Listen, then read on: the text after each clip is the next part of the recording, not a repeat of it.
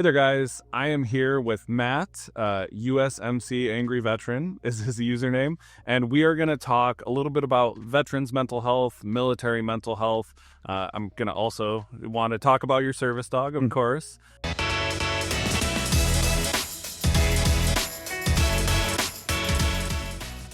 Me and you have had a lot of conversations now about how your mental health has been affected by, your service, your life after you got out, your lack of access to care and stuff like that. So I wanted to make sure we could have this conversation for my audience because I know I have a lot of people who follow me who struggle with mental health because of their service and what they've done. So can you start by telling everyone who you are, kind of how you use social media and how that led to your advocacy that you do today? Yeah. So my name is Matt. I was in the Marine Corps for 9 years. In the infantry, deployed to Afghanistan in 2004, and then Iraq in 2006 into 2007. Saw some crazy stuff, over there. Got my bell rung a couple of times. So I kind of use social media as a way to advocate not just for myself, but for as many people as I can, whether that's, for better services for veterans at the VA, holding our politicians accountable when they continue to cut services for veterans, whether it's the LGBTQIA plus community. I utilize what I recognize as my privilege as a white man in this country to try to lift up and amplify as many messages as I can. I'll tell people all the time that I haven't had a original thought about most things that I post because these are all things that the BIPOC community and the queer community have been screaming for decades, and y'all are just now paying attention because a white man with a beard is so yeah. Specifically when it comes to your mental health, how do you think your service affected that? How do you think now, as someone who's not in the service, it affects you? We've talked about you having lack of care, long wait times, not being able to get access to certain things. Yeah. How does that play a role in all the work you do? You're busy. You're always doing stuff. So yeah, it's taxing. That's why she's here.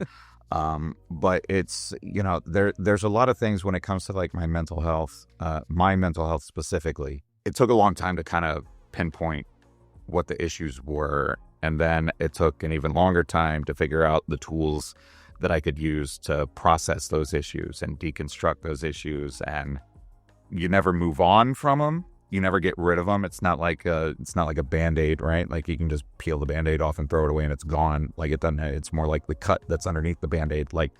It'll heal, but that scar is still there. So now you have to learn how to live with that scar. And sometimes it's easier and sometimes it's more difficult. And so having access to quality care, I get great care through the VA. But it was, like anything else, you got to find that person that you mesh with, that you can feel comfortable talking to. And I went through 4 or 5 different psychiatrists and counselors before I found, my person or whatnot in therapy that I feel comfortable going through, and I feel like they're literally listening to me. But that was important, and that it's important to have that type of support, especially when you're dealing with PTSD, which gives me hypervigilance and elevated anxiety levels and depression and whatnot. And you stay as busy as I try to keep myself. It's important to have that support to be like, hey, I'm having a rough day. And they kind of know how to navigate those waters and help me navigate those waters. Yeah. When you talk to other veterans or people still in the military, do you ever have any form of peer support, any way that you can connect with people? Because I talk to a lot of people just in the mental health space who are veterans, and it seems like you guys have a community of people working through what you've experienced, all of your mental health, and a lot of people with diagnosed mental illness now. Did you find a lot of help in that community when you were still struggling to find resources from the VA? Oh yeah, absolutely. PTSD isn't a veteran specific issue, right? Anybody can get PTSD. Yeah. Wartime PTSD, combat related PTSD is kind of its own animal. And unless you've been there, unless you've seen it, unless you've experienced it, you can't really understand. So when I was going through those issues or those time periods where I didn't feel like I was finding the help that I needed with the therapist that I was speaking to at the time, I would lean on the veteran community and my friends that I had because they understood also because they were going through it. And so, that's why I tell people that are struggling with mental health issues that like therapy is great, but you also need a community, right? Because if something happens to therapy, you want to be able to lean on people that'll support you. And vice versa, be that leaning post when they need you. Yeah. So the community itself, the veteran community itself, is definitely unique in that, we're not experiencing mental health issues that anybody else, diagnoses that other people can't. But the experiences that lead to those diagnoses is very unique to veterans specifically. I also want to talk about this because I think it's really important. I, as a person with schizophrenia, know that we make up some of the largest rates of addiction and incarceration and homelessness. But the only other group that's right up there with people with schizophrenia are veterans. This is really important. I don't know if you can talk on anything like about addiction or homelessness, stuff like that, but it is a huge issue in the veteran community. Why aren't there more resources for people? And I'm going to reference a video that you did, and I'm wondering if this is kind of the answer, that video. Yeah. But it feels like for people who went and served time in the military, they're coming back and there's no resources for getting through addiction, getting housing, stuff like that. Is it just cost or what really is it? Is it politics? It's 100% politics. Oh. Yeah, I like to point out the United States of America spent about $6 trillion on the global war on terror. And not once did we complain about the cost of that. Yeah. Not once was it ever an issue of where we were going to find the money. Not once was it ever up for debate on if those bills would be funded and passed, right? Veterans go fight the wars that this country asked us to fight. We come home. We're expected, because we were promised that we would get a certain level of care when we get back. Yeah. That care is going to cost money.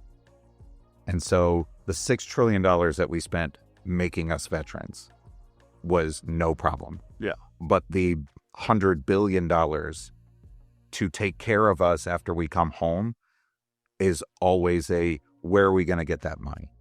It's not about where you're going to get the money, because you can find $6 trillion, you can find $100 billion to fulfill the promises that you made to our community. Mm-hmm. Yeah. Which brings us to the video that you made and really why I wanted to have this conversation. So you made a video essentially saying what was the reason for all the VA cuts, and your answer, and it was the way you said it that was so, it was the way you said it that brought so much emotion out, because you said, because it's cheaper to bury a veteran than care for one. Can you talk a little bit? Because that, to me, was such... I couldn't believe, one, the video didn't get more attention and views, and, people didn't realize how serious that is. But the way you said it was so absolute. I can tell you truly believe that, which is devastating, because you and other veterans have worked for this country. You put your lives on the line, and now you feel like you're not being taken care of properly. You're not getting the access to care. So can you talk a little bit about what prompted that video? I know it was shortly after there was cuts announced, more cuts to the VA, and I'm guessing that had something to do with it. But I would just love to hear how that came to be and more detail about it. The VA tracks veteran suicide rates year to year. And on average, we have 22 veterans every day that are taking their own lives. A lot of people, myself included, think that number is evaluated really low just because of the way that the VA characterizes or classifies a suicide. A lot of people that I know think that number is actually closer to 40 to 45 a day. Oh, wow. It's somewhere around there on average. So when I saw the suggestion that we cut 83,000 employees from the VA, my first thought was, the VA is already understaffed, under-equipped, and under-supported as it is. And we're seeing, according to the VA, 22 veterans kill themselves every day. How does restricting their care more make that number go down. And the only thing that I could think was that, for this administration, for this government, the cost of veterans care was burdensome. And so it's cheaper to just put us in the ground and let us take care of business ourselves than it is to care for us in the hospitals. And that's just the way that I feel about it. It doesn't make any sense to make these cuts otherwise. Well, and what you said there, too, I think is really important to talk about. So let's say they were 200% staffed and they made the cuts. Mm-hmm.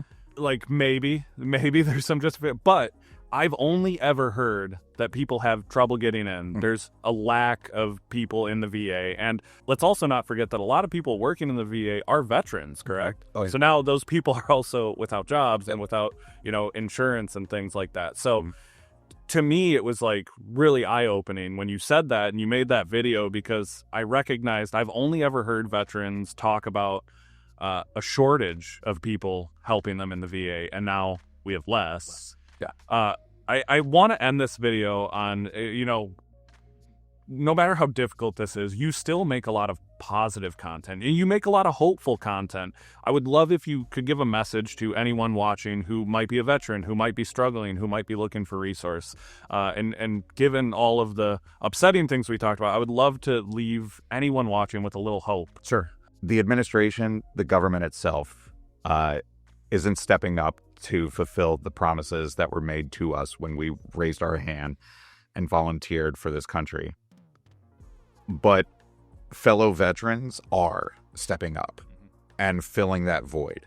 There are organizations around the country that are placing themselves in that void to fill that gap, right? To be that support that we're not getting from the government that promised it to us. Where I got faith, for example, is an organization in central New York called Clear Path for Veterans. And they have free services for veterans on a beautiful compound that they can just go and enjoy, no cost to them whatsoever, to include service animals, enrichment programs, things like that. It's not all doom and gloom out there. There are people that are willing to do the support, give the support, and do the work. If you're somebody that's struggling with that, the one thing that I tell a lot of veterans is that it is not weak to say, I can't do this myself and I need help.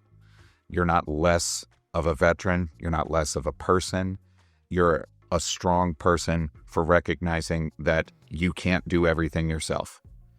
So seek the help, get the help. And that's such an important message. And this is what I say to people just in the mental health space all the time. You are not alone. And I'm glad that you at least have the community of veterans there for you, and I really appreciate the conversation. Yeah. I know Faith is out of screen here, but I will post a photo of Faith too, and so you guys are so amazing. Thank you for your voice. Thank you for your service.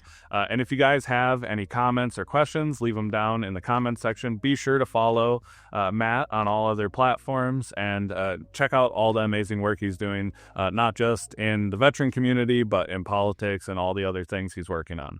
Thank you, guys.